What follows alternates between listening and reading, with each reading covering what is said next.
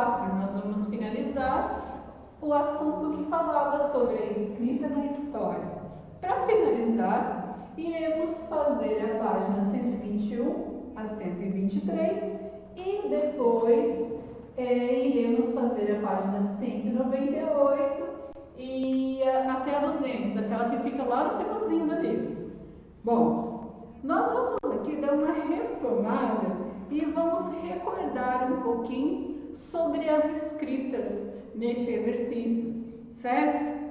Na atividade da página 122 diz assim: destaque os adesivos do material complementar e colhe-os no espaço a seguir, associando corretamente os tipos de linguagem e de registro às suas características. Vamos lá?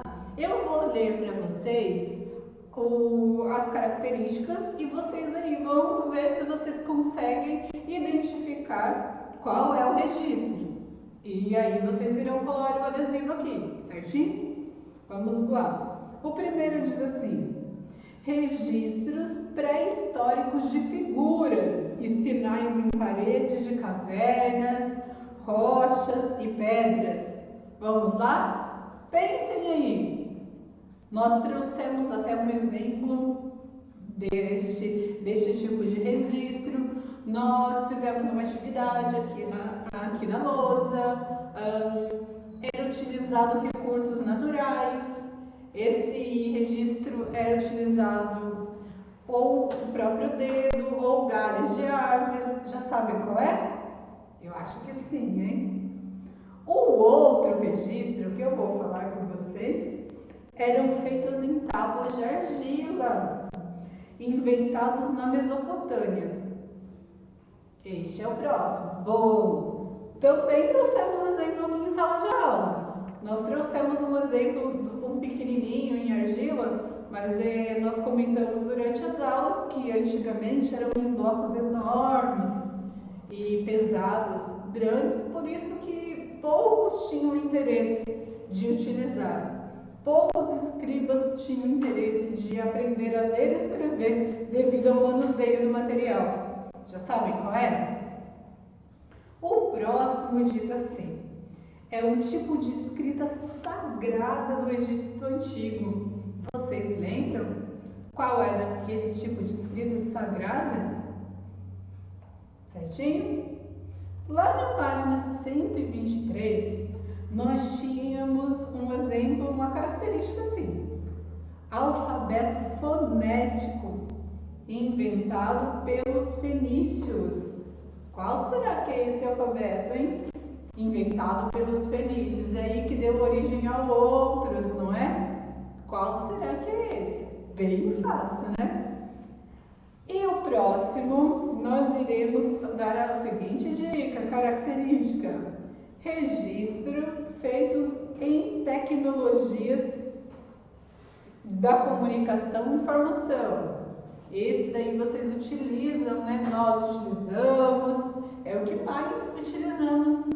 Aí, qual será que é?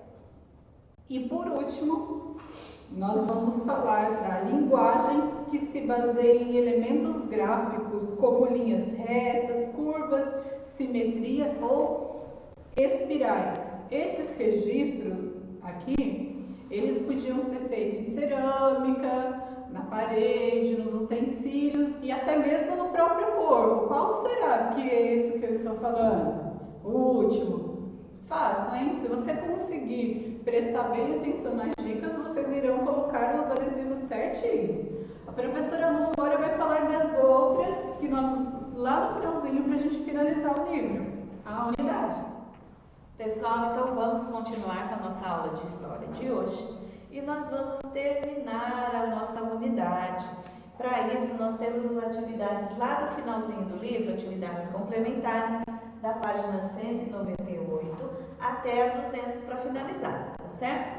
Então agora eu vou fazer com vocês a explicação das atividades para que vocês consigam fazer tudo certinho. Então acompanhem comigo no livro de história, lá na página 198. A escrita na história. Na antiguidade, a escrita era restrita a uma minoria, da qual faziam parte os profissionais chamados escribas. Lembram disso? Dos 12.000 habitantes da Mesopotâmia, apenas 120 eram escribas. Já no Egito Antigo, a cada 100 egípcios, apenas um sabia ler. O que as informações acima revelam sobre o acesso à leitura e à escritas nessas sociedades. Quem eram as pessoas que detinham esse conhecimento e para que ele era usado? Então, vocês vão lembrar lá o que nós falamos sobre os escribas, né? Como eles viviam, a escrita, para quem eram, né? Quem tinha acesso, e fazer a sua resposta aqui. Lembre-se de colocar uma resposta completa, tá? Com todas as informações. Número 2. Como era a vida dos escribas na Mesopotâmia? Como eles viviam, quem tinha acesso, quem não tinha, como que eles faziam, tá certo? Número 3, de acordo com os historiadores, as bibliotecas da Mesopotâmia eram barulhentas. Por que isso acontecia? Por que isso ocorria? Por que eles faziam tanto barulho nas bibliotecas? Número 4, por que a oralidade é importante para sociedades indígenas? Eles usavam a oralidade para se manifestar, certo? E por que era importante para eles isso? Seguindo da página 199, observe a imagem. Aí nós temos a imagem de uma moradia indígena. Olha só.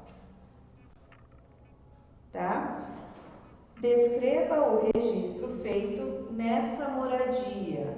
Esse trabalho de pintura que eles fizeram, a decoração da moradia deles, que tipo que é? Né? Que tipo de registro que foi feito aqui? Tem um nome esse registro, nós já falamos sobre eles. Na letra B, ainda sobre a moradia do indígena, qual tipo de linguagem é possível identificar na moradia indígena? Eu lembro que nós já fizemos slides com esse trabalho, com essas imagens que eles faziam no corpo, né?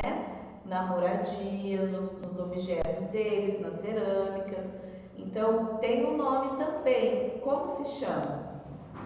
Como se chama essa linguagem? Na letra C, qual é a função desse tipo de registro para os indígenas? Tinha um objetivo, eles queriam alguma coisa com esse registro, com esse tipo de registro. O que é? Qual era a função disso?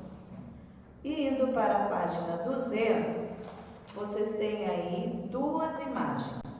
O hieróglifo, que era a imagem da escrita antiga, e os emojis, que são os atuais, que vocês conhecem muito bem, né? E seguindo e observando essas imagens, vocês vão responder a atividade do número 6. Agora, assinale a alternativa que corresponde à semelhança entre os dois tipos de linguagens apresentados nas imagens. Então, vocês veem e observam que são diferentes. Uma é lá da antiguidade e outra é de agora, do atual, tá? Nós já conversamos também nessa unidade sobre a diferença das duas, as épocas que são diferentes, como são representadas e por que nós usamos.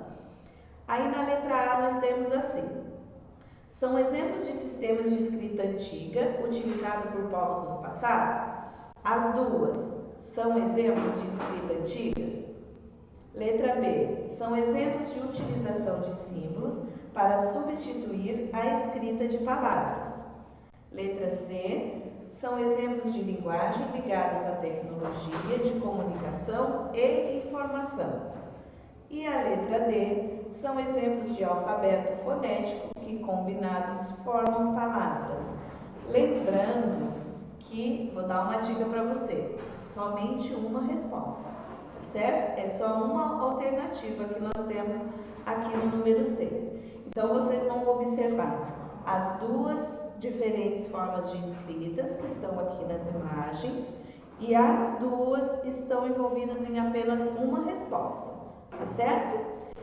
Aqui nós terminamos a nossa atividade de hoje, que é até a página 200, e terminamos a nossa unidade. Próxima aula, nós teremos unidade nova de história, tá bom? Então, pessoal, essa foi a nossa aula de hoje. Façam as atividades com capricho e atenção. Anotem as dúvidas de vocês e nós vamos fazer a correção e tirar dúvida junto com as professoras no nosso momento online depois, tá certo? Um grande abraço para vocês e até a próxima aula.